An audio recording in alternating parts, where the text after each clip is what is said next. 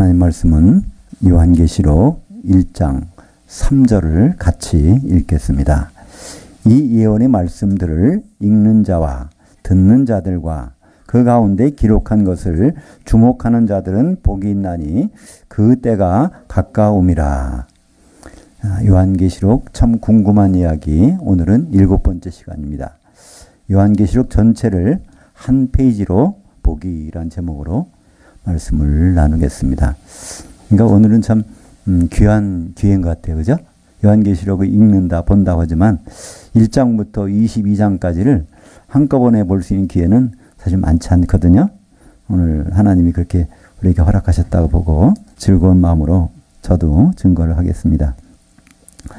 요한계시록을 많은 분들이 어려운 책이다, 또 두렵고 떨린다, 이런 생각들을 많이 합니다. 근데 요한계시록은 오늘 이제 우리가 읽은 대로 1장 3절에 보니까 복 받으라고 주신 것입니다. 또 이 복은 보통 복이 아니에요. 마카리오스의 그 복수가 마카리오인데 바로 이것은 직선이란 뜻입니다. 하나님과 우리 사이에 장애물이 하나도 없는 그런 복을 주신다는 것이죠. 우리가 아무리 가까이 있어도요, 거기 장애물이 많이 있으면요, 이거 가까운 게 아닙니다. 그러니까 두 점을 연결하는 가장 가까운 건 직선이잖아요. 거기에 장애물들이 있으면 이것이 제대로 느껴지질 않죠. 시편 2편에 보면 거기에도 이 복에 관한 내용들이 나오는데요. 물론 시편 1편부터 나오지만 2편에 다윗이 자기 아들에게 쫓겨나가면서 그때 그 내용들이 이제 복에 관한 그런 내용이라고 볼 수 있습니다. 그전엔 다윗은요, 왕이기 때문에 자기 지켜줄 사람이 많은 줄 알았어요. 또 거기뿐 아니라 재산도 있지, 권력도 있지, 건강하지, 다 지켜준 줄 알았는데 나중에 거기서 고백하기를 시편 2편에 보면요, 하나님은 나의 방패시라는 거예요. 바로 나를 지켜주신 유일한 분 하나님이라는, 다 중간에 없어지고 그런 고백을 하는 것을 볼 수 있습니다. 이 복이라는, 성경에서 복이라는 것이 두 종류의 복이 있는데 요한계시록에서 말하는 복은 이건 직선의 복, 주님과 대면해서 끝까지 가는 복, 이것을 말씀하고 있습니다. 이거 자격이 어떻게 된다고요? 보니까 이 예언의 말씀을 읽는 자가 있고 그걸 듣는 자가 있고 그것을 주목해서 보는 자가, 그 자가 이 복이 있다는 것입니다. 여기에 어디에도요, 해석하는 자, 이걸 연구하는 자, 그런 말이 없어요. 그냥 보기만 하면, 근데 많은 사람들이 보질 않죠. 그리고 또 여기 지키는 자라고 번역됐기 때문에 이거 하나님 말씀을 잘 지켜야 되나 보다, 이렇게 해서 아예 요한계시록 읽지를 않습니다. 근데 이건 어떤 걸 준수한다, 명령을 지킨다는 뜻이 아니라 여기서 뜻은 주목한다는 뜻입니다. 요한계시록의 내용들을 주목해 가면서 이 세상 돌아가는 것이 정말 이렇게 돼가네, 그것을 깨닫고 있는 사람, 복이 있다는 것이죠. 그래서 요한계시록 참 궁금한 이야기, 우리는 지금 오늘 7번째인데요. 첫 번째는 요한계시록의 핵심 포인트 4가지를 한번 짚어왔습니다. 첫째는 뭐라고 그랬죠? 요한계시록은 계시란 겁니다. 계시라는 것은요, 커튼을 뜯어냈다, 덮개를 열었다는 것입니다. 그러니까 그 내용을 그냥 보기만 하면 되는 거예요. 만약에 덮여져 있다면 연구를 해봐야 되죠. 과연 커튼 속에 뭐가 있는지. 근데 이건 바로 그냥 보기만 하는 것. 두 번째는 요한계시록은 기준 시점이 있습니다. 사도 요한의 영이 이끌려가서 시간 여행을 쭉 해요. 어디까지 가냐면 주님이 오시는, 재림하시는 그 시간까지 갑니다. 그 공간은 어디죠? 주님은 어디로 오시죠? 공중으로 오시니까 공중으로 가서 그때까지 보고 쭉 본 것, 거의 뭐 한 2000년 가까이 본 내용들, 그런 내용들을 기록하고 또 주님이 지금 하시는 일들을 기록하고 그 다음의 일, 그러니까 기준 시점은 주의 날인데 많은 분들은 주의 날을 썬데이라고 생각해요. 2000년 전에 어느 주일날 사도 요한이 예배드리는 날 환상 본 것을 정리한 것이다, 이렇게 하다 보니까 기준 시점을 2000년 전에 갖다 놓으니까 요한계시록 무슨 말씀인지 이해가 안 갑니다. 그래서 요한계시록은 지금 보고 있는 것, 주의 날, 7 초대 교회 한가운데 주님이 서신, 그게 처음 시작할 때 바로 기준 시점이라는 것이죠. 그리고 또 한 가지 중요한 것은 요한계시록에서는 성령이란 단어가 우리 번역에는요 13번이 나옵니다. 근데 한 번도 성령이 아니에요. 잘못 번역한 겁니다, 한마디로. 그러니까 그 잘못 번역한 걸 가지고 우리가 연구하니까 그 결과는 뭐죠? 영어로 그런 속담이 있는데요. garbage in, garbage out. 이 gabage라는 게 쓰레기라는 거죠. 쓰레기를 넣고 아무리 그걸 만들어봐야 남은 건 쓰레기라는 것이죠. 그래서 성령이 아닌 것을 성령이라 놓고 연구하니까 결과가 전혀 안 나오는 것입니다. 그래서 요한계시록에는 사도 요한을 가리키는 말이 4번 나옵니다. 그걸 다 성령의 감동으로 이렇게 되는데, 그것도 사도 요한의 영. 우리는 보통요, 우리는 영을 생각할 때 성령을 받으면 내 영이 없어지는 줄 알아요. 그렇지 않습니다. 내 영이 살아있을 때 성령이 오셔서 우리 영과 더불어 우리가 하나님의 자녀인 것을 증언해 주시고 탄식하시고 그렇잖아요. 로마서 8장 16절에 보면 성령께서 우리 영과 더불어, 그러니까 우리 영이 없어지는 것이 아닙니다. 그래서 우리 영이, 사도 요한이 영이 몸은 밤모섬에 있는데 바로 영이 이끌려가서 보고 있는 것들을 4커트가 나옵니다. 사도행 요한복음 1장, 4장, 17장, 또 21장에서 4커트를 드라마로 촬영한 것을 우리가 보고 있다고 생각하시면 되죠. 그리고 다른 곳에 나오는 건 다 그 영은 바로 예수님의 모습을 한 천사입니다. 성령이 절대로 아니거든요. 그래서 예수님의 모습을 한 천사가 이제 일일이 사도 요한에게 가르쳐 준 내용들을 이제 기록한 것. 그래서 성령과 예수님의 천사를 구분하면 요한계시록이 참 잘 이해가 갈 수가 있다는 것이죠. 그리고 또 무엇보다 중요한 것은요, 요한계시록을 볼 때 많은 분들은요, 어떻게 하죠? 좀 더 공부를 한 다음에, 성경을 연구한 다음에 보시겠다고 그래요. 왜냐하면 너무나 어려워서, 이 신약도 물론 신약 성경이지만 구약 성경의 예언서, 다니엘서, 스가랴서, 이사야서, 그걸 다 연구한 다음에 요한계시록 보려고 이렇게 하는데요. 그거는 앞뒤가 안 맞는 말입니다. 그렇게 할 수도 없고 하나님 그렇게 하라고 안 하셨어요. 요한계시록 22장 마지막 장 10절에 보면 이것을 봉하지 말라. 이걸 오픈했다는 거예요. 우리가 학교 다닐 때 시험 볼 때요, 오픈북 테스트가 있잖아요. 그러면 책 가져가서 그냥 보면서 시험 문제 답안지를 쓰는 거예요. 그죠? 요한계시록은 그런 용도로 주신 건데, 다니엘서는요, 마지막 12장에 9절에 보면 이것을 봉함하라. 아무도 보지 못하게. 마지막 날까지. 그러니까 요한계시록을 볼 때까지는 다니엘서를 보지 못하게 아예 해놨는데, 우리는 거꾸로 예언서를 먼저 보고 하려고 그러죠. 그리고 예언서는 가감하면 안 된다. 금지다. 이렇게 돼 있기 때문에 요한계시록과 다른 것이 만약에 차이가 있다면요, 다른 것은 뭔가 좀 부족한 거예요. 요한계시록이 온전한 것입니다. 그래서 요한계시록의 핵심 포인트 4가지는 바로 그런 부분이었죠. 두 번째, 요한계시록 궁금한 이야기 두 번째는 14만 4천이 우리는 여러 가지로 생각하는데요. 신천지분들은 거기에 오는 사람들이 14만 4천, 구원받은 자, 입맞은 자라고 그러는데, 요한계시록에서 14만 4천은 거기 바로 7장에 보면 요셉 지파가 거기 등장해요. 육적인 이스라엘에게는 요셉 지파가 없거든요. 왜냐하면 요셉이 아들 둘을 낳는데 므낫세와 에브라임은 아버지한테 입적시켜 주셔서 요셉 지파는 한 명도 없습니다. 그런데 요한계시록 7장에 보면 8절에 거기 요셉 지파가 등장합니다.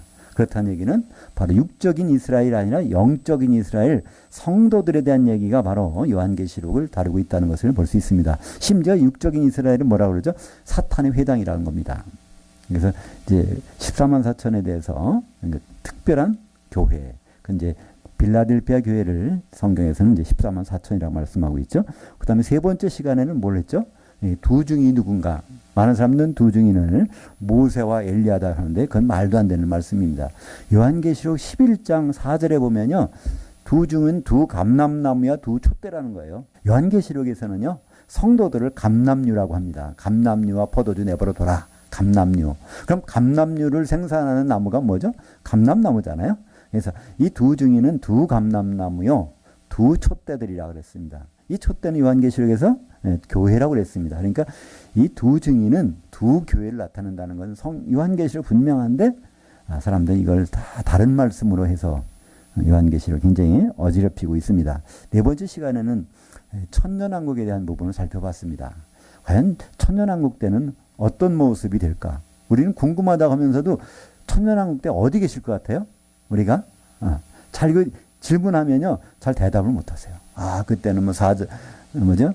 독사굴에다가 손을 집어넣고 뭐 사자가 풀을 뜯고 그런 곳에 산다 이렇게 얘기하는데요. 그게 우리가 사는 곳이 아니잖아요. 주님이 오시면 우리는 영의 몸으로 바뀌어져서 천사처럼 공중에 올라가서 거기서 주님과 더불어 이 세상을 1000년 동안 통치하는 사람들이지 땅에서 사는 사람이 아니란 말이죠. 그죠? 그래서 땅에서 살던 사람들은 누구예요? 불신자들. 왜냐면 공중에 못 올라갔으니까. 그 사람들이 1000년 동안 살다가 1000년이 되면 마귀가 나와서 그들을 유혹해가지고 성도들이 있는 진으로 올라간다고 되어 있어요. 공중으로 올라가겠죠. 근데 불이 내려와서 다 타버리는 상황이 벌어지게 됩니다. 그래서 이 천년왕국에 대해서 우리는 잘 아는 것 같지만 너무나 막연한데 요한계시록에서는 분명히 그 부분에 대해서 잘 설명을 해주고 있습니다. 그리고 5번째 시간은 우리는 지금 교회 생활을 하는데요. 주님 앞에 섰을 때는 어떻게 할 수 있을까? 개인적으로 주님 앞에 갈 수가 없습니다. 입장이 안 돼요. 요한계시록 1장 13절에 보면요. 인자 한가운데가 인자인데 거기 7교회가 있다는 거. 근데 그 7교회가 정관사가 붙었어요. 그 7교회들만 거기에 이렇게 모여 있는 거예요. 그럼 7교회 성도들 중에 하나가 돼야 그때 거기에서 쓸 수가 있다는 말이죠. 그렇기 때문에 에베소, 서머나, 버가모, 두아디라, 사대, 빌라델비아, 라오디게아 7교회 소속 중에 하나가 돼야 돼요. 물론 우리에게서는 지금 소망교회 성도임일 수도 있고 또 사랑의 교회일 수도 있고 꿈의 교회일 수도 있고 그거는 이 세상에서 그렇게 일하도록 하나님께 허락하신 것이지 우리의 파견된 거란 말이에요. 우리는 그죠? 그래서 분명한 것은 우리가 주님 앞에 설 때는 반드시 요한계시록에 나오는 7교회 중에 한 교회의 소속이라는 건 분명히 알고 그렇다면 그 교회의 운명이 나와 있으니까 내가 어떤 운명으로 가고 할 것인가? 그러면 자기 운명을 잘 알 수 있다면 거기에 대해서 바로 하나님의 뜻 가운데서 우리가 잘 처신할 수가 있겠죠. 그리고 지난 시간에는 요한계시록에 나타내는 영계의 시간표를 봤습니다. 우리는 매년 해가 바뀌면 달력을 봤잖아요. 그 달력에 보면 국경일이 언제고 추석이 언제고 거기에 맞춰서 우리는 계획을 짜서 모든 일을 하지 않습니까? 그죠? 그거 마찬가지로 하나님은 시간표가 있어요. 아무 때나 그렇게 하시는 분이 아니에요. 예수님도 그걸 다 지키셨단 말이에요. 예수님 십자가에 지셨지만 적당한 때가 아니란 말이에요. 6월절 날 바로 그 절차에 맞춰서 그때 십자가 달리셔야 돼요. 그리고 그냥 6월절이면 안 되고 수요일이 6월절인 날을 택하셨어야 됐어요. 그래야 3일 후에 토요일 저녁에 부활하셔야 되니까. 그래서 딱 맞는 그 해를 선택하셔서 십자가에 달리셨어요. 물론 오순절 날은 거기에 맞춰서 초곡절 지나서 부활하신 다음부터 50일째 되는 날 그때 성령을 보내주셨고요. 그러니까 예수님은 모든 시간표가 있었습니다. 요한계시록은 앞으로 될 모든 시간표가 이대로 되어 있습니다. 우리는 이것을 모르게 되면 답답하죠. 이건 말세인가? 근데 왜 이렇게 세상이 이렇게 돌아가는데 주님은 언제 오시지? 우리는 뭘 해야 되나? 우리는 전혀 할 수가 없어요. 그런 시간표만 보면요. 그걸 잘 할 수 있단 말이죠. 저희 장인 어른이 지금 우리 나이로 93세 되셨는데, 자꾸만 잊어버리신대요. 그래서 영화를 좋아하셨는데, 요즘에 영화가 재미가 없대요. 왜냐면 지금까지 본 내용들이 자꾸만 잊어버리니까 연결이 안 돼서 별 재미가 없다고 하세요. 그래서 많은 약속을 하는 것도 자꾸만 잊어버리신대요. 그래서 이제 지금 어떻게 하시나 했더니 시간표를 갖고 계세요. 일정표. 그래서 수첩에다가 딱 해갖고 며칠 날 몇 시 어제 그거대로만 하신다는 거예요. 그러니까 그걸 보시면서 이제 다 이렇게 생활하세요. 그러니까 전혀 실수하실 일 없으신단 말이죠. 그죠? 우리도 마찬가지로 제대로 영적인 시간표를 알고 있다면 우리는 약속을 어기거나 실수할 필요가 없잖아요. 오히려 잘 준비를 할 수 있겠죠. 그래서 우리는 지난 시간에 요한계시록에 나타나 있는 바로 영계의 시간표를 살펴봤습니다. 대표적인 것이 그런 게 있잖아요. 그냥 우리가 읽으면요. 요한계시록에 1260일, 한때, 두때, 반때, 3년 반, 42달. 우리는 똑같은 것 같아요. 그죠? 1260일이 42달이고, 한때, 두때, 반때, 3년 반이 42달이니까 똑같은 것 같지만, 요한계시록은 그게 다 다른 시기를 우리에게 말씀하고 있단 말이죠. 그래서 그 시간들이 어떤 시간들을 나타내고 있는가, 그것을 우리가 지난 시간에 살펴봤습니다. 오늘은 이제 지금까지 우리가 본 것을 토대로 해서 한번 요한계시록 1장 1절부터 22장 21절까지 마지막까지를 한눈에 쫙 보면 왜 하나님이 이런 것을 계획하셨고 우리가 지금 어디쯤 가고 있을까? 우리는 얼마쯤 더 가면 될 수 있을까? 그런 것들을 살펴볼 수 있는 시간으로 우리가 가지기를 원합니다. 그래서 맨 먼저 1장에 들어가면요. 그래서 각 장마다 요절을 한번 뽑아봤어요. 나중에 이제 이 시간이 끝나더라도 이걸 가지고 한번 보시면 그 1장의 중요한 요절을 보고 전체를 한번 기억을 되살릴 수 있단 말이죠. 그럼 1장에서 가장 중요한 내용이 무엇일까? 1장에서 여러 가지가 너무 중요하지만 1장 10절과 13절을 보면 거기에 같이 파란 글씨 같이 읽어보겠습니다.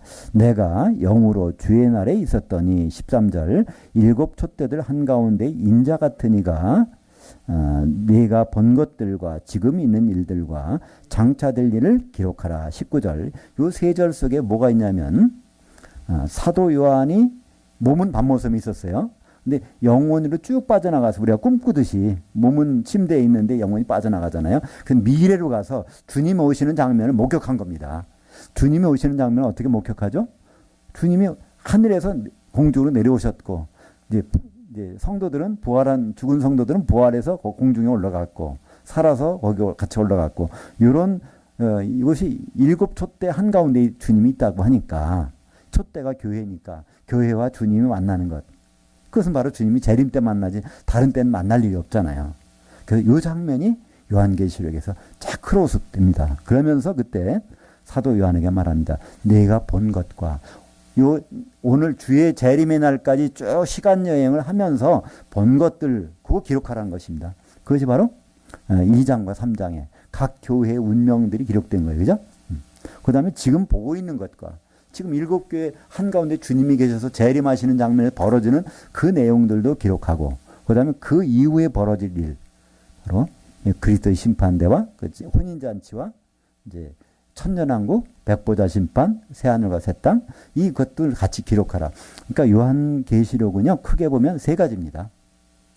주의 날을 재림의 날 기점으로 해서 그때까지 것과 재림의 날에 벌어지는 것과 그 이후에 벌어지는 것 이 세 가지를 기록하라. 그래서 그 내용이 바로 요한계시록 1장 10절, 13절, 19절 이렇게 보면 요한계시록은 1장에서부터 이런 얘기로 시작되는구나. 2장에 가보면요. 2장 7절 하반절을 같이 읽겠습니다. 이기는 그에게는 내가 하나님의 그 낙원에 있는 그 생명나무 열매를 주어 먹게 하리라. 여기 보면 이 낙원이 나와요. 성경에는 낙원이 두 종류가 있습니다. 누가복음 23장 43절에 보면요. 거기에 오른쪽 강도에게 그러죠. 네가 오늘 나와 함께 낙원에 있으리라. 그리스도 안에서 죽으면 잠자는 곳이 낙원입니다. 근데 이것은요. 이 우주 가운데 있는 곳이에요. 그런데 성경에는 또 다른 낙원이 있단 말이에요. 생명나무가 있는 낙원. 그것은 바로 셋째 하늘에 있는 것입니다. 여기 있는 게 아니에요. 고린도후서 12장 2절에 보면 사도 요한이 셋째 하늘로 갔어요. 그러다 거기서 더 깊은 곳에 들어가 봤어. 그랬더니 거기에 낙원이 있단 말이에요. 그죠? 거기에 뭐가 있냐면 생명나무가 있다는 거예요. 그 셋째 하늘에 있는 것, 새 하늘에서부터 이제 앞으로 새 땅, 새 예루살렘으로 떨어지는 것. 그 내용이 요한계시록에서 등장하고 있다는 것입니다. 그렇기 때문에 우리는 낙원이라는 것, 죽으면 간다. 이거 죽어서 가는 곳이 요한계시록에 있는 것은 아닙니다. 그죠? 이것은 이 우주가 다 없어진 다음에 새 하늘에서부터 쫙 내려오는 생명나무가 있는 새 예루살렘이 바로 낙원입니다. 그리고 요한계시록 2장 9절 하반절을 같이 읽죠. 자칭 유대인들이라 하는 자들의 비방도 알거니와 실상은 유대인들이 아니요 사탄의 회당이라. 요즘에 그런 말이 있죠. 메시아닉 주라는 말이 있어요. 그죠? 메시아닉이라는 것은 크리스천, 그리스도인을 바로 히브리식으로 발음한 것입니다. 그 메시아닉, 메시아, 마슈아흐라는 것은 기름이 부어졌다는 거예요. 그걸 헬라식으로 발음은 크리스토스입니다. 그거를 히브리식으로 발음한 것이 메시아닉 주, 유대인은 유대인인데 그리스도인 유대인들 이렇게 말하고 있죠. 그래서 유대인들이 복음화가 되면 이 주님이 오신다 뭐 이런 얘기를 하고 있는데요. 그것은 전혀 요한계시록에서 그걸 그렇게 얘기하지 않습니다. 예수님 오신 다음에 예수님 십자가에 유대인이 못 박은 다음부터는 유대인의 특권은 다 없어졌습니다. 그들도 예수를 믿지 않느냐면요, 구원이 없어요. 우리 이방인들도 유대인이 아니라도 우리는 바로 영적으로 얼마든지 유대인들이 될 수가 있습니다. 그래서 요한계시록에서 나오는 것은 육적인 DNA가 유대인이 있는 건 아무 쓸모가, 오히려 그걸 주장한다면 사탄의 회당이라는 거예요. 근데 우리는 여전히 유대인들을 특별 대우를 하려고 합니다. 아니요. 예수님 오시기 전까지는 예수님이 통로였지만 그 다음부터 그들은 따로 대한다면 그걸 뭐라고 그랬어요? 사탄의 회당이라는 겁니다. 사탄이라는 뜻은요, 다른 뜻이 없어요. 우리 사탄하면 뭐가 뿔나고 뭐 험악하고 그게 아니에요. 사탄이라는 것은요, 반역자라는 뜻입니다. 대항한. 하나님을 반대하는 모든 세력은 다 바로 사탄의 세력입니다. 그러니까 유대인을 주장한다, 유대인 피다, 뭐 그들이 있으면 그들이 독립하면 뭐 이런 일들은 하나님의 일을 다 방해하고 대적하는 일들입니다. 3장에 들어가 보면요. 그러니까 2장, 3장은 7개 교회, 3장은 특별히 그 4대 빌라델비아, 라우디가 3개 교회들에 대해서 말씀하고 있는데요. 그 중에 빌라델피아 교회에 대해서 한 말씀이 있어요. 한번 읽어보죠. 요한계시록 3장 10절에 내가 나의 인내의 말씀을 지켰은즉 내가 또한 너를 지켜 시험의 한 시간을 면하게 하리니 이는 장차 온 세상에 임하여 땅에 거하는 자들을 시험할 한 시간이라. 여기는 우리말 성경은요, 이걸 그냥 시험의 때라고 그랬어요. 여기 중요한 단어가 나옵니다. 여기 단어가요, 호라라고 하는 단어가 나와요. 헬라 말인데요. 여기서 나온 말이 아우어라는 단어가 나온 거예요. 네, 아우어. 그러니까 한 시간이 과연 얼마의 기간일까? 요한계시록에서 요한계시록 17장 12절에 보면 짐승이 활동하는 기간을 한 시간이라고 그랬어요. 그럼 짐승이 활동하는 시간은 얼마였죠? 7년입니다. 그죠?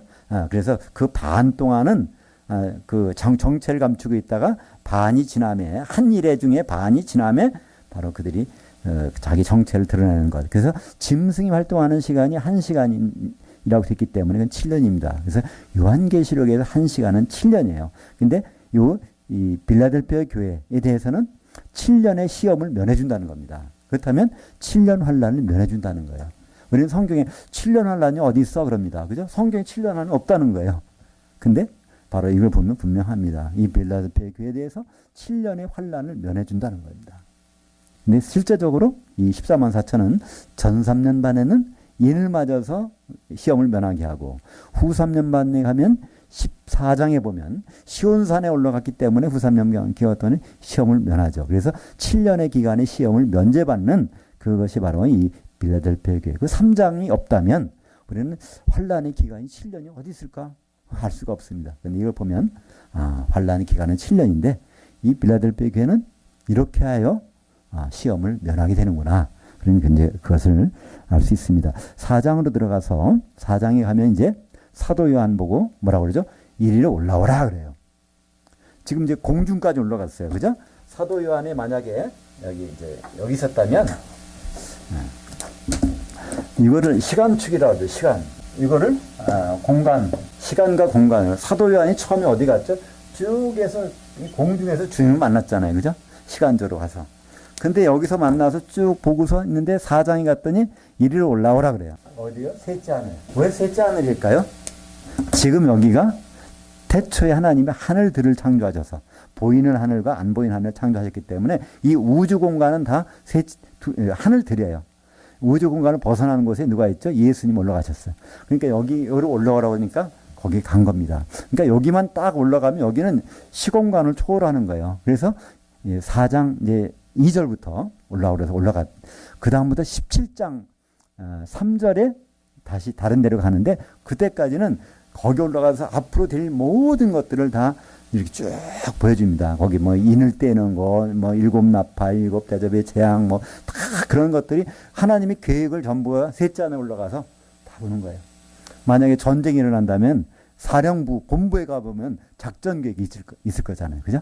마찬가지로 하나님이 하시는 모든 계획들이 셋째 안에 올라가서 4장부터 16장 말까지 모든 계획, 7인, 7나팔, 7대접의 재앙까지가 이제 16장까지 끝납니다. 그런 다음에 이제 다시 장소를 옮겨서 이제 사도 요한이 이제 광야로 가서 거기서 뭐죠? 큰 음녀, 큰 성 바벨론, 타락한 교회가 있는 7년 환란 기간 중에 교회 시대로 가서 보게 하고, 그 다음에 21장에 가보면 우주가 없어진 다음에 백보자 심판이 끝난 다음에 높은 데에 올라가서 새하늘에서 새 땅 있는 새 예루살렘이 내려온 장면을 보게 되는 것.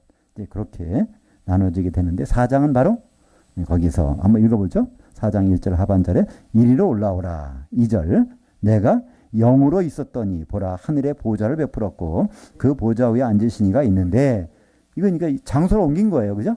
완전히 그 셋째 하늘에 올라갔어요. 근데 이것을 우리말 성경 읽어보시면요. 뭐라고 되어 있어요? 성령으로 감동되었더니, 지금 올라가지 않고 이 지상에 있는데 성령으로 감동되었고 뭔가를 보고 있는 거예요. 환상을 보고서 그걸 가지고 다 기록한 것처럼. 그러니까 굉장히 어렵다고 생각하는 거예요. 그냥 뭐 여러 가지를 엮어서 이걸 기록해야 되니까. 이건 그게 아닙니다. 요한이 뭐 이것저것 생각하고 연구한 것이 없어요. 사도야, 네가 본 것, 그 보고 있는 거, 이거 기록하기 때문에 그는 그냥 뭐 하기 바빠요? 동영상 촬영하는데 바쁜 거예요. 지금 말하면 딱 촬영하는 거예요. 그죠? 이 셋째 안에 올라가서. 그래서 이렇게 생각하면 요한계시록 너무 쉬운 거잖아요. 그죠? 우리가 어디, 나는 못 가지만, 예를 들어서 뭐 저는 그 아이슬란드를 못 갔는데 거기 갔다 온 사람 얘기를 들어보면 아유 이렇더라. 그러면 그 얘기만 들어보면 그냥 아는 거잖아요. 그거 뭐 연구할 거 뭐 있어요? 그 사람 얘기 들어보면서 뭐 사전 찾아놓고 연구할 필요가 없잖아요. 그죠? 마찬가지로 요한계시록은 사도 요한이 보고 온 것, 기록한 것, 그냥 보기만 하면 되는 것입니다. 근데 우리가 거기 가서 특별히 본 것 중에 하나가 지금까지 생각했던 거 전혀 딴판인 게 있어요. 요한계시록 5장 8절에 가보면 뭐가 기록했는지 볼까요?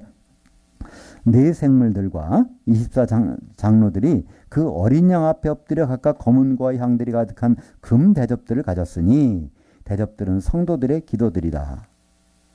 그러니까 우리는 여기 기도를 하잖아요. 그죠? 그러니까 많은 교회가 금요일 날 철야기도 할 거예요. 그럼 기도가 어떻게 되는지 사람들은 생각을 안 해. 기도하면. 근데 기도가 어떻게 올라가는지 아세요? 기도가 천사들이 금대접을 들고 올라갑니다. 천사들이. 올라가서 이거를 어린 양이신 예수님 앞에 갖다 놔요. 그럼 예수님이 그것을 다 취합해서 그거를 바로 그 보좌에다 쏟는 것이 8장 5절에 보면 이렇게 나오는데요. 4장에서 이걸 쭉 봤는데 여기에 보면 대접들이 올라가요. 거기 향이 담겨져 있어. 이게 쭉 가는 거예요. 계속 대접은. 근데 우리말 번역은 뭐라고 돼 있다고요? 향이 바로 기도라는 거예요. 그러니까 향은 끊이면 안 돼요. 출애굽기 30장에 보면 하나님께 올리는 향은 24시간 365일 끊이면 안 돼. 그러니까 성도들은 기도를 끊으면 안 되는구나. 내가 기도를 못하면 맞아. 교회에서 당번을 정해갖고 릴레이 기도, 철야 기도 뭐 해야지. 그래갖고 그런 교회들이 많아요. 근데 그 왜 그럴까요? 요한계시록 5장 8절을 번역을 잘못해놔서 향을 계속 피워야 되는구나. 성도들의 기도가 향이구나. 근데 원문에는 어떻게 돼 있다고요? 그 향을 운반하는 대접이 이 성기도라는 거예요. 그러니까 우리가 계속 기도만 해보세요. 다른 거 안 하고. 향을 준비하지 않고 기도만 해보세요. 빈 껍데기만 올라가는 거예요. 하나님 앞에 계속 빈 대접만 올린다는 것은 너무 실례 아닐까요? 우리 사람끼리는 그냥 뭐 적당히 할 수도 있어요. 그러나 하나님, 주인이라고 하는 분한테, 우리가 노예라고 하는 사람이 그걸 하나 빈 대접 그냥 뭐 사기치는 것도 아니고 그걸 올리고 있다고 생각해 보세요. 엄청난 큰 그 실수 아닐까요? 근데 그 실수를 우리는 하고 있단 말이죠. 그러니까 뭘 해야 되겠죠? 맞아요. 기도는 해야 돼요. 향을 운반해야 되는 건 유일한 기도밖에 없으니까. 근데 거기 향이 담겨져야 된다는 거죠. 그죠? 그 향이 뭐냐는 거예요. 하나님이 참 받으신 좋은 냄새. 하나님은 누구 냄새를 원하시죠? 예수님의 몸 냄새. 하나님은요, 예수님의 몸 냄새, 예수님의 피 냄새, 예수님의 몸에서 나는 냄새만을 원하세요. 다른 향은 그분 받질 않으세요. 그렇기 때문에 우리는 하나님께 향을 피우려면요, 성도들이 예수님의 몸을 만드는 수밖에 없어요. 그죠? 그것만 받으시니까. 근데 그냥 빈 대접만 드리는 게 되냔 말이죠. 바로 우리가 서로 예수님의 몸을 만들면서 기도를 통해서 하나님께 올려드리면 하나님은 얼마나 흡족해 하실까. 6장은요, 유명하신 그 말탄자들이 나오죠. 그죠? 흰 말탄자, 붉은 말탄자, 검은 말탄자, 또 청황색 말탄자. 이게 이제 첫째, 둘째, 셋째, 넷째 인 떨어질 때. 근데 이 두루마리 책에 거기 비밀이 다 들어가 있는데 거기 4개만 떼면 안 돼요. 그죠? 그 다음에 5개도 떨어져, 6번째, 7번째게 떨어져야 이제 펴볼 수 있어요. 이 펴봐서 나오는 것이 첫째, 둘째, 셋째, 넷째, 다섯째, 여섯째, 7째 나팔. 그죠? 그래서 마지막 나팔 때 7대접의 재앙이 쏟아집니다. 그래서 이것은 대부분은 어떻게 말씀하시냐면 7대접이 7인이 뚝 떨어지고 그 다음에 마지막 인이 떨어지면 7나팔 첫째 시작되고 이렇게 하는데 그게 아니에요. 7인이 떨어진다는 얘기는 처음부터 본다는 얘기예요. 왜냐하면 척을 이게 다 7인을 쳐가지고 열어볼 수가 없어. 그래서 각 인을 뗄 때마다 그 내용들이 하나씩 힌트가 주어진단 말이야. 그 다음에 이걸 이제 7진을 다 떨어지면 이제부터 열어보는 게 첫째 나팔. 그러니까 첫째 나팔은 뭐하고 똑같아요? 첫째 인 뗄 때하고 같은 상황이 벌어지는 거예요. 그죠? 둘째 인, 셋째 인. 그래서 첫째, 둘째, 셋째 인. 그것은 첫째 나팔, 둘째 나팔, 셋째 나팔, 넷째 나팔까지는 그렇습니다. 그래서 그것을 지난 시간에 이렇게 표로 도표를 했는데 요한계시록 구조에도 그것이 조금 나오긴 하는데 지난 시간에 혹시 나중에 보시면 지난 시간에 도표를 참고하시면 그것이 좀 쉽습니다. 그 내용들이. 여하튼 그거는 7인과 그 다음 시대가 연결되는 시대가 아니라 7인을 다 떼면 본격적으로 그 책을 열어보기 시작해서 첫째 나팔부터 시작된다는 것을 우리는 요한계시를 통해서 이렇게 보게 되는 것입니다. 많은 분들이 많은 주석책들이 거기부터 흐트러지기 시작합니다.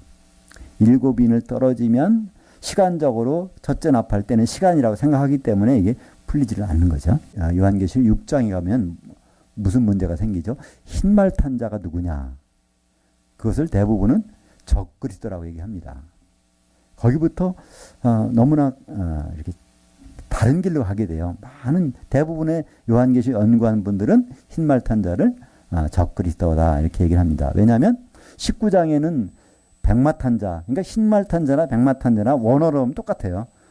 그러니까 6장 번역한 분은 흰말이라고 번역했고 19장 번역한 어떤 분은 그걸 백마라고 번역해서 이제 원어는 똑같은데 그 차이가 있으니까 이걸 그 차이라고 다른 차이라고 보는 것입니다. 그리고 19장에는요 백마 탄 자가 왕관을 썼다는 거예요. 근데 6장에서는 백마 탄 자가 흰말 탄 자가 면류관을 썼다는 것입니다. 면류관은 승리자에게 쓰는 것. 이게 이제 스테파노스고요. 왕관은 디아데마타라는 것은 왕이 쓰는 거예요. 그렇기 때문에 6장에 나오는 흰말 탄 자는 이거는 사입이다. 그래서 적그리스도라 이렇게 보고 있는데 그건 말이 안 되는 얘기입니다. 왜냐하면 짐승이 요한계시록 13장 1절에 보면요. 짐승이 왕관을 쓰고 나타나요. 오히려 스테파노 면류관은 짐승이 쓰는 법이 없어. 오히려 예수님이 부활 승리하신 예수님을 나타내는 그 면류관을 우리는 6장에 보게 되는데요. 실제적으로 6장에서는 넷째 인을 뗄 때 청황색 말을 탄 자, 그것이 바로 적그리스도입니다. 왜냐하면 4가지를 가지고 있어요. 근데 죽이는 권세를 가지고 있는데 죽이지는 않아요. 전 3년반이기 때문에. 5째 인이 떨어져야 이제 후 3년반에서 죽이는 일이 벌어지죠. 이 내용들이 마태복음 24장에 보면 이 청황색 말이 탄 자가 가지고 있는 4가지가 바로 마태복음에는 나옵니다. 그죠? 전쟁과 기근과 또 그 죽이는 일과 또 마지막에 거짓 선지자. 이 4가지를 통해서 사람들을 죽이게 되는 그 일이 벌어진다고 하는 그 말씀을 마태복음 24장에서 하셨는데 그거는 백마 탄 자나 붉은 말 탄 자나 검은 말 탄 자 얘기하는 것이 아니고 청황색 말 탄 자를 거기서 말씀하고 있습니다. 그러니까 이 넷째 인 떨어질 때가 후 전 3년반이라고 하면 그 전에는 바로 7년 한란 전에 벌어지는 일이 아니겠습니까? 그 7장에 가보면 거기에 14만 4천이 처음 등장합니다. 7장 4절 하반절 한번 같이 볼까요? 이스라엘 자손의 각 지파 중에서 인침을 받은 자들이 14만 4천이니 8절 하반절 요셉 지파 중에 1만 2천이요. 그러니까 이스라엘 12지파 유대인이 아니라는 겁니다. 왜 그렇죠? 여기는 요셉 지파가 있는 유대인 이스라엘 12지파이기 때문에 이것은 우리 성도들을 가리키는 것입니다. 8장은 주님의 재림 전에 물릴 세 나팔들이 나옵니다. 화. 그러니까 8장에 보면요. 첫째 나팔, 둘째 나팔, 셋째 나팔, 넷째 나팔 끝난 다음에 앞으로 화가 3번 있다고 하면서 그 말씀이 8장 13절입니다. 화. 뭐 어떤 화죠? 전 3년 반, 후 3년 반, 후3년만 끝나고 바로 주님이 오시는 것이 아니라 후3년만 끝나고 주님 오실 때까지 7대접이 재앙이 쏟아지는 화. 그러니까 전 3년 반에 화가 있고 후 3년 반에 화가 있고 7대접이 재앙이 쏟아지는 화가 있고 그래서 화 3개. 그럼 7번째 나팔이 울릴 때 이제 주님이 마지막 나팔에 오시죠. 9장에 들어가 보면 무저갱을 여니까 거기서 연기가 나와. 그랬더니 그 다음부터 거기서 황충, 메뚜기가 그 연기를 맡은 다음부터는 그냥 거기는 성도들을 괴롭히는 거예요. 5달 동안 괴롭히는 일이 벌어져요. 그러면 거기서 우리는 하나 뭘 생각해 보셔야 돼요. 이 메뚜기는 뭐죠? 성도들입니다. 한마디로. 구약에는 레위기 11장에 보면요. 우리가 먹을 수 있는 음식과 먹을 수 없는 음식, 먹을 수 있는 것과 먹을 수 없는 것, 뭐 고기, 뭐 채소, 뭐 여러 가지가 있는 곡식 그런 거 다 있는데 특별히 곤충을 원칙적으로 못 먹어요. 곤충이 왜 곤충을 왜 못 먹게 하냐면 곤충이 배가 땅에 단다는 거예요. 이렇게 파리 같은 거 이게 닿잖아요.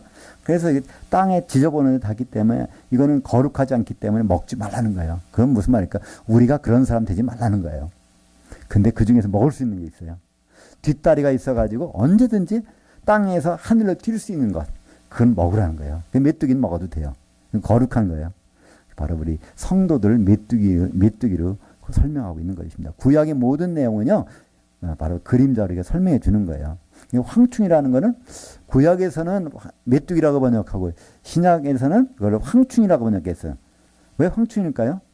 노랗다는 황자에다가 곤충, 충자를 넣어서 벌레 충자. 그래서 황충, 메뚜기입니다. 근데 요한계시록 9장에서는 그 황충이 갑자기 무저갱에서 올라온 연기를 쐬더니 확 바뀌어버리는 거예요. 과연 무저갱에서 올라온 연기가 뭘까요? 네, 귀신입니다. 그러니까 무저갱은요, 귀신들이 처소예요. 우리 사람이 죽으면 어디로 갈까요? 사람이 우리가 죽으면 예수 안에서 죽은 사람들은 낙원에 가요. 그죠? 그런데 예수를 모르고 죽은 사람들은 음부에 갑니다. 근데 무저갱이라는 장소가 또 있어요. 거기로 들어가는 건 누가 들어가는지 아세요? 귀신들이 들어가요. 그걸 누가 알죠? 귀신들이 알아요. 누가복음 8장에 보면 예수님이 갈릴리 이제 건너편 가다라 지방에 가서 거기서 귀신 들린 자 있잖아요. 어떤 귀신 들렸어요? 군대 귀신 들렸어요. 그 예수님이 가자마자 그들이 뭐 알아봐요. 왜 어떻게 알아봐요? 귀신같이 알아봐. 이 뭐야? 하나님 아들이라는 거예요. 왜 우리 때가 안 됐는데 왜 우리를 무저갱에다가 집어넣으려고 하십니까? 그러니까 자기들은 갈 곳을 알아요. 무저갱에 가는 거예요. 그러니까 무저갱에서 나오는 건 뭘까요? 귀신이 나오죠. 근데 귀신이 나온 것을 요한계시록에서는 연기라고 봤어요. 왜냐하면 사도 요한은 그 보이는 현상만을 보고 기록한 거니까. 만약에 사도 요한이 해석을 해서 기록한다면요, 이건 거기서 귀신들이 연기 모습으로 나왔다고 할 건데, 사도 요한은 네가 본 것만을 기록하라고 했으니까 연기가 저 나오는데 황충이 거기 메뚜기가 한번 싹 쓰이더니 성도들이 귀신 들어가니까 그게 그냥 성도를 괴롭히는 일이 5달 동안 나타나는 것입니다. 그래서 바로 이 9장을 보면 하나님이 귀신들을 어떻게 사용하시는지, 지금도 우리는 귀신들의 공격을 받을 수 있어요. 근데 그들이 잠시 없어져. 이제 저도 귀신을 쫓아봤지만 귀신들하고 이렇게 또 대화를 하면요, 최근 사람들이에요. 먼 데 사람이 아니야. 그럼 무슨 말일까요? 그들이 어떤 사람 속에 귀신이 들어가요. 그럼 그 사람 죽잖아요. 죽으면 시체 속에는 귀신이 못 있어요. 그래서 거기 나와가지고 그 사람은 이제 무덤으로 가잖아요. 그죠? 그리고 영혼은 음부나 낙원을 가요. 근데 거기서 나온 귀신은 다른 데 들어가야 돼. 다른 몸에. 무정에 들어갈 때까지. 그러다 활동하는 기간이 끝나면 무정에 들어가는 거죠. 그죠? 그래서 그 전까지 이 기간이 너무 길지는 않다는 거예요. 예를 들어서 단군 할아버지 귀신 본 사람이 있어요? 없어요. 뭐 세종대왕 귀신 없어요. 한마디로 세종대왕에 들어갔던 귀신이 있다면 그건 벌써 무정에 들어가 있을 거예요.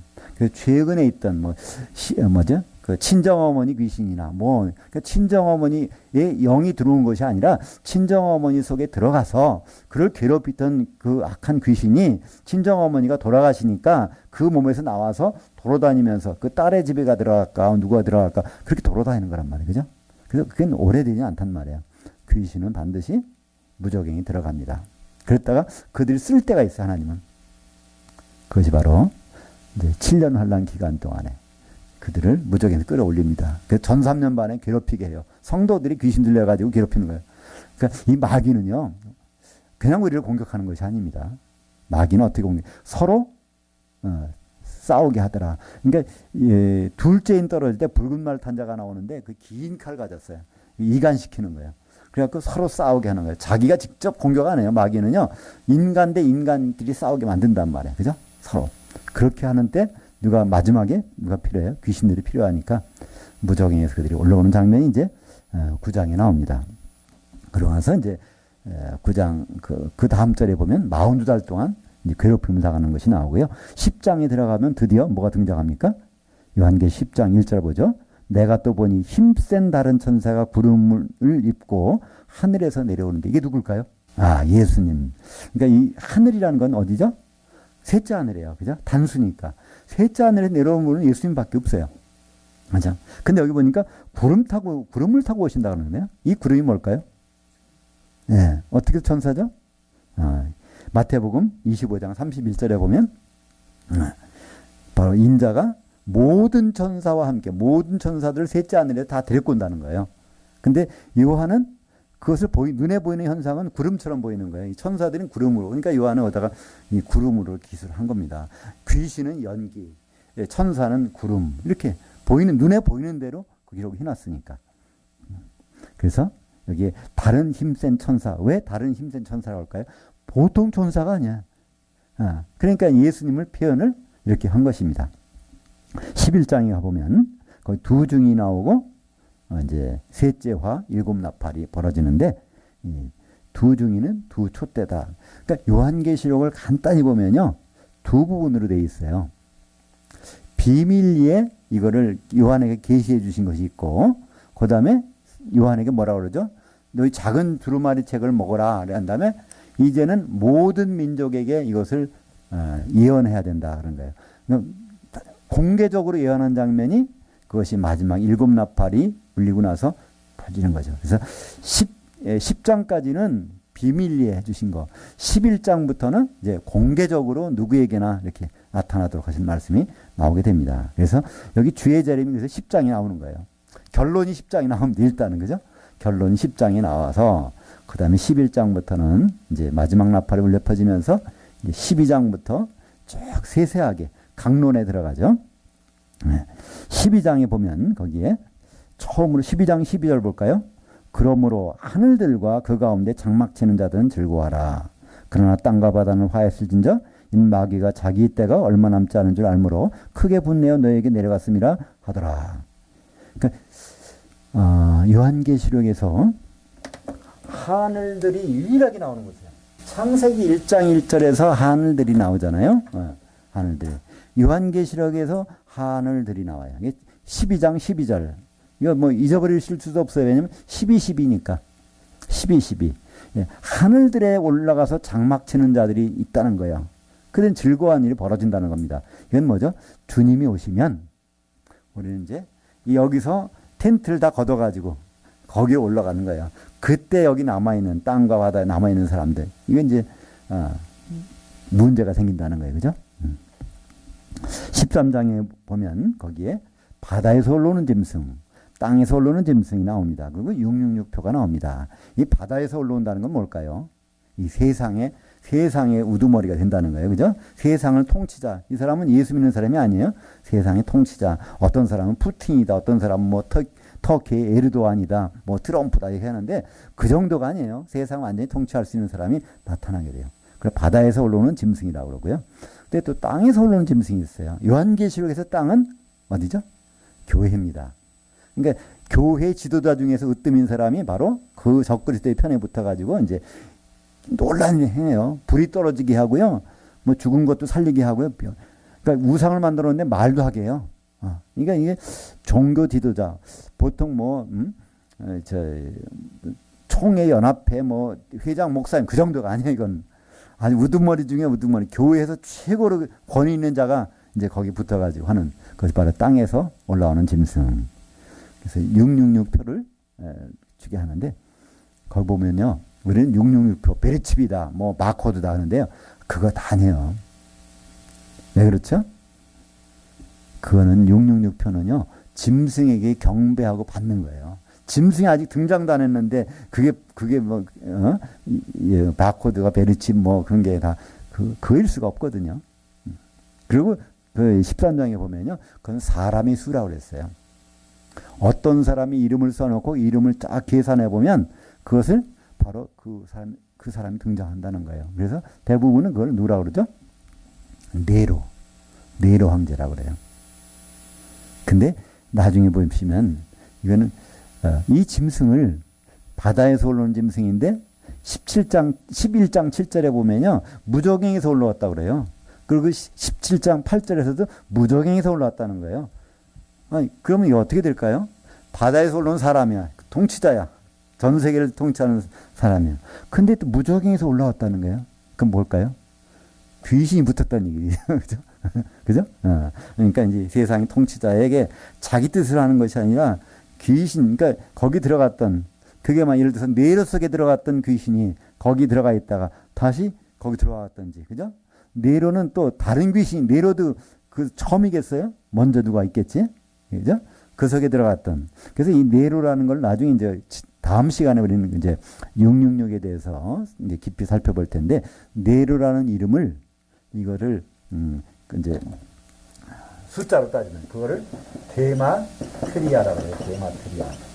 게마트리아라는 것은요, 그 모든 알파벳을 히브리 말로 바꾼 다음에 히브리 말 하나하나가 숫자를 나타낸단 말이에요. 그걸 쭉 더해 보면 그게 숫자가 나오는 거예요. 그래서 그 네로, 가이사 네로 이거를 하면 딱 666이 나와요.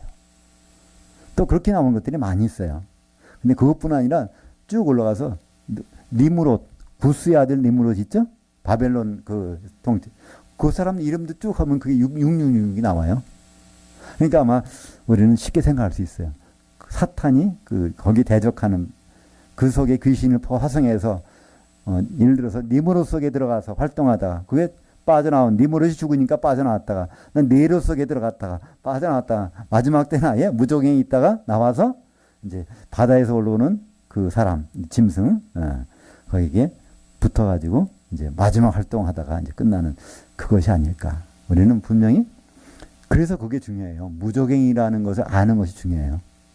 무저갱은 귀신들의 처소입니다. 그러니까 귀신이 나와서 누구한테? 바다에서 나온 짐승한테 들어가서 활동하는 장면이 13장부터 계속 나오게 됩니다. 이 14장은 14만 4천이 이제 셋째 하늘에 있는 것인데 14장 13절이 중요한 말씀인데 같이 읽죠.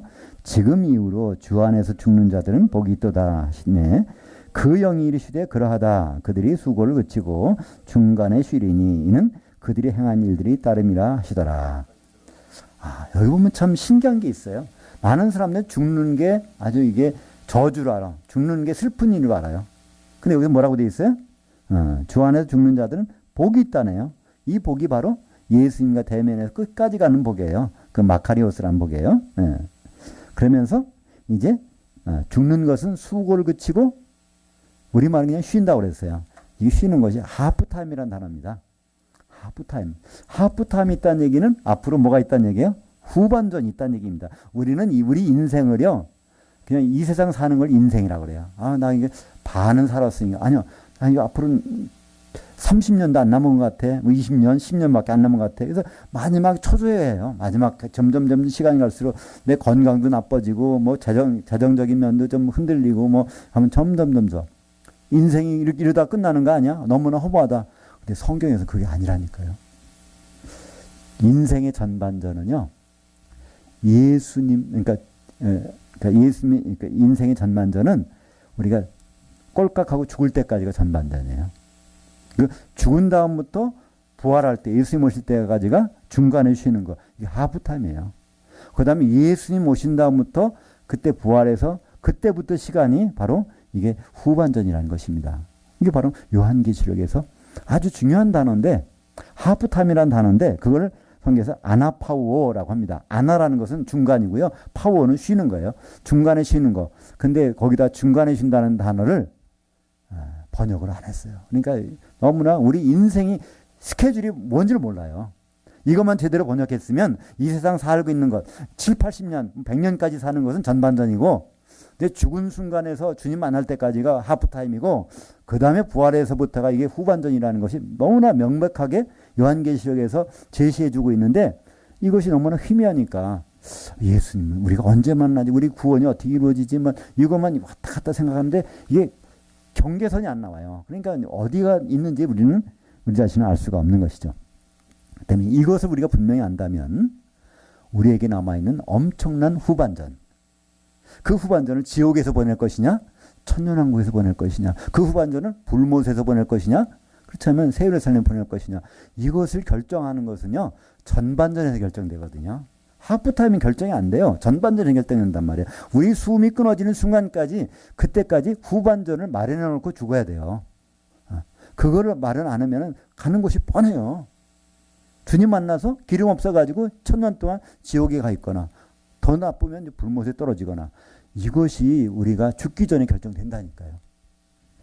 15장입니다. 15장에는 실제 그런 것을 지옥을 나타내고 있습니다. 그 지옥을 요한계시록에서는 불 섞인 유리바다라고 그래요. 불바다를 그 불바다 위에서 찬양하는 사람들이 있어요. 그럼 불바다 밑에 있는 사람들은 누굴까요? 주님 오셔서 주님을 다 만나요. 열천의 비유처럼. 근데 혼인잔치에 들어가는 사람들은 여기 노래하는 사람들이에요. 불바다 그 위에서. 근데 그 밑에 빠져 있는 사람들은 누굴까요? 주님을 만나긴 만난. 등을 들고 기다리다가 신랑을 만났는데 결국은 거기서 떨어져서 불 섞인 유리바다 속에 들어가는 것. 그 18장에 이제 그 바다가 나옵니다. 그 16장에는 바로 이 공중에다가 뭘 쏟아요? 마지막 재앙을 쏟아버려요. 공중에 지금 누가 있을까요? 에베소서 2장 2절 보면요. 우리가 예수를 믿기 전에는 어디 있다요? 공중에 권세 잡은 자, 그 마귀를 따라다녔다. 그 밑에 있었다는 거예요. 예수 믿기 전에는. 그 공중에 지금도 이 공중에 하늘들 가운데 공중에 있는 것입니다. 여기에 그 악한 영이 통치를 하고 있어요. 근데 이 공중에다가 7번째 대접을 쏟아버리니까 그것이 바로 결박돼서 어디로 들어가죠? 무저갱으로 천년 동안. 그럼 그 자리에는 누가 있어요? 마귀 자리에 예수님이.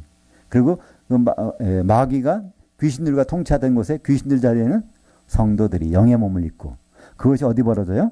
요한계시록 16장 17절 볼까요? 일곱째 천사가 그 대접을 공중에 쏟음에 큰 음성이 성전에서부터 보좌로 나서 이르되 되었다 하시니라. 이게 중요한 말이에요. 되었다는 거예요. 마귀가 이제 어디로 갔어요? 무저갱으로 들어가고 이제 공중에는 예수님 오셔서 심판을 벌이시고 그리고 혼인잔치가 벌어지고 천년 동안 통치하시고 이것들이 다 공중에서 이루어지는 것입니다. 성도들이 지상에 내려올 일이 없어요. 거기서 주님과 더불어서 공중에서 모든 일이 하게 되죠. 근데 17장에 보면 거기 이제 그 음녀가 나와요. 음녀는 요한계시록에서 여자는 뭐죠? 교회를 여자라고 합니다. 왜냐하면 여자는 그러니까 신랑과 예수님과 결혼해야 되니까 교회를 여자라고 그러죠. 근데 음녀라는 것은요. 신랑을 생각하지 않고 다른 남자, 다른 것에서 쾌락을 취하려고 하는 그러니까 교회가 예수님과 결혼 준비하지 아니하고 다른 것을 더 추구하고 즐거워한다면요. 이거 다 음녀거든요. 그래서 그런 모임이 큰 것을 큰 음녀. 그것을 큰 성 바벨론이라고 하죠. 근데 누가 그걸 태워줘요? 짐승이 태워준다는 거예요. 짐승이 전 3년 반에는요. 교회를 막 떠받들어 준다는 거예요. 그 타락한 교회죠, 물론. 세상 교회를 짐승이 같이 떠받들어 준다는 거예요. 그렇지만 마지막에 그 짐승이 그걸 팽개쳐 버리죠. 18장에는 바로 그 짐승이 바로 큰 성 바벨론인데 이 큰 성 바벨론은 어디에 던져져요? 18장 21절 같이 읽죠. 이에 한 힘센 천사가 큰 맷돌 같은 돌을 들어 그 바다 불 섞인 유리 바다에 던져 이르되 큰 성 바벨론 이같이 비참하게 던져져 결코 다시 보이지 아니하리로다. 그러니까 요한계시록에는 바다가 두 종류가 나옵니다. 그냥 그 바다 하면요. 세상을 나타내고 있어요. 근데 여기 바다는 그 바다예요. 이건 뭘 받는 말이냐면 15장에 나오는 그 불 섞인 유리바다를 받아가지고 18장에서 그 바다에다가 집어넣는다. 불 섞인 유리바다. 근데 그 바다는 언제 나오죠? 20장 13절에 보면 바다에 있는 죽은 자들을 다 내어주매. 그래서 불 섞인 유리바다가 어디? 지옥에 있는 그들이 천년 동안 있다가 나와서 이제 백보자 심판대에 서는 것을 볼 수가 있습니다. 하여튼 요한계시록에서, 아니 성경에서 가장 클라이막스가 나오는 것이 어딜까요? 19장입니다. 거기서 할렐루야가 4번이나 나와요. 할렐루야, 할렐루야, 할렐루야, 할렐루야. 뭐 때문에? 결혼식이 이루어지는 거예요. 예수님과 바로 교회가 신부가 돼서 결혼식. 그것이 사실은 가장 성경의 핵심입니다. 사실 그것 때문에 예수님은 2000년 전에 오셨어요. 예수님이 피를 흘리셨단 말이에요. 예수님이 피를 흘리셨죠? 사도행전 20장 28절에 보면 하나님의 피로 사신 것이 뭐라고요? 교회라고 되어 있습니다.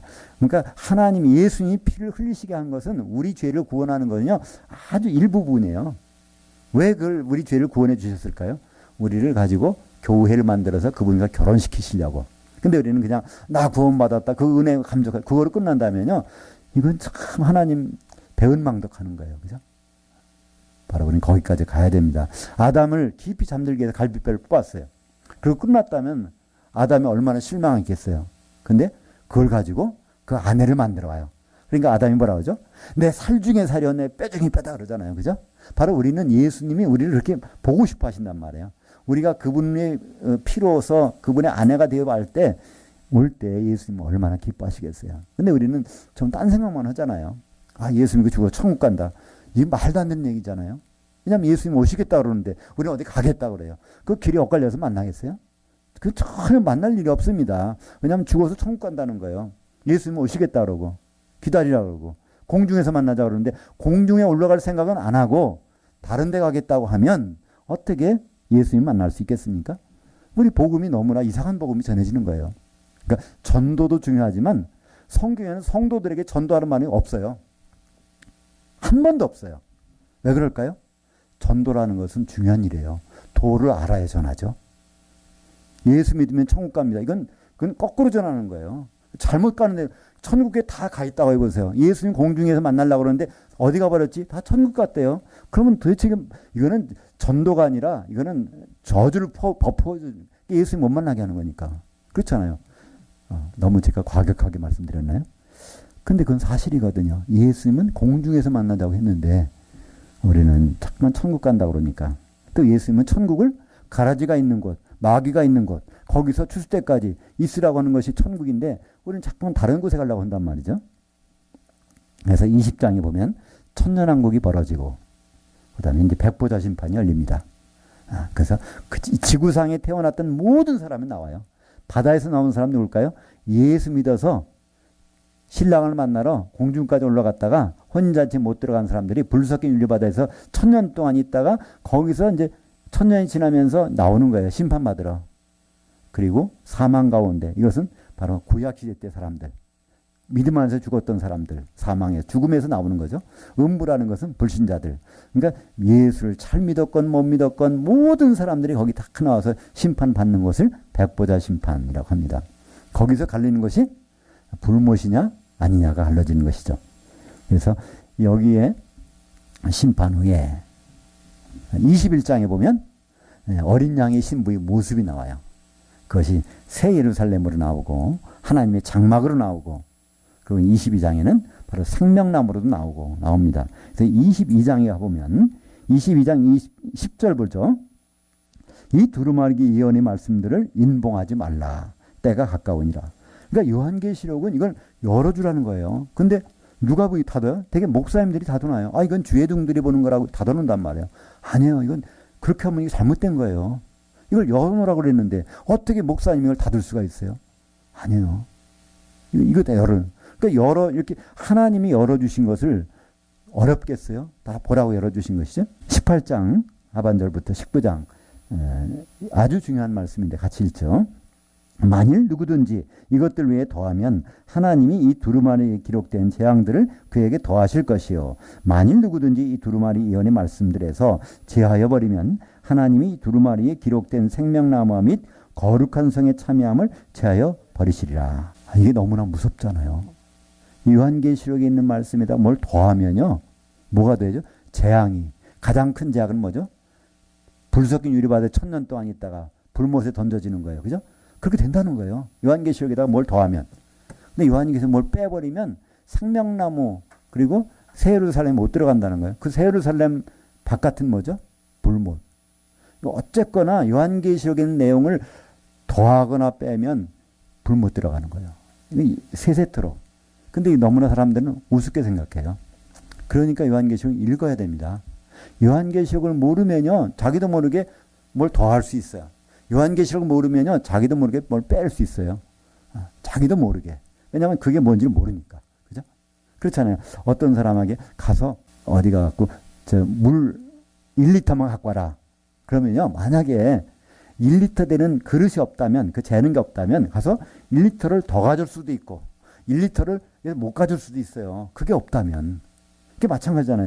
요한계시록을 안 본다면 요한계시록에 있는 내용에 더할 수도 있고요. 요한계시록에 있는 내용에서 뺄 수가 있다니까요. 그러면 가는 곳은 딱 정해져 있어요. 불못. 이렇게 두렵고 떨린 말씀인데 안 보면 두려운 말씀이에요. 보면 너무나 행복한 말씀이에요. 근데 왜 이걸 안 볼까요? 우리가 처음인 것처럼 이 예언의 말씀을 읽는 자와 듣는 자들과 그 가운데 기록한 것을 주목하는 자들은 복이 있나니 행복하나니 때가 가까움이라 기도하겠습니다. 하나님 아버지 감사합니다.